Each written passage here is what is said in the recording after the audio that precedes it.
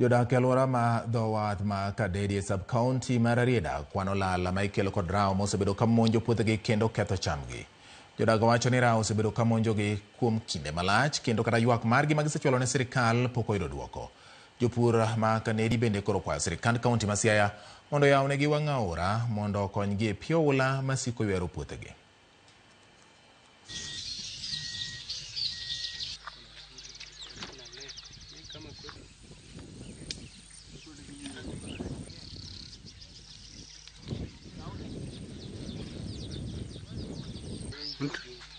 Mtu anaweza fikiria tu nenda soko.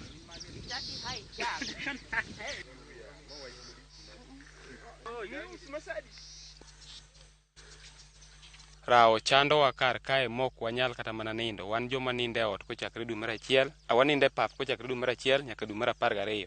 Kata king'iyo ka mos inyalo neno alot moko chamo kawuono. To wasetemo kata kwadwong' offices mag sirikal gi to kwayud konyruok. Miyo waywak ahinya ne sirikal wach mar rao ni one gimo nyalo timonwa kar kae e yo moro amora nikech ma e yor yutowa mwakonyogo familiwa, wakonyogo nyaka jomowenwa madibed noti. Pur ni ema ategemea ngimana kaka ojana nikech sani yudo tich e sirikal ok yot, to koro ok adwa nadonje maundu.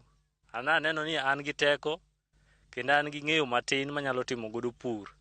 To kata kamano anyalo kawo teko na makaw pesa na man godo matin makete loka, to kanyal ninde ot. Atiyo godiochieng' kendo achaka arito rao gotieno.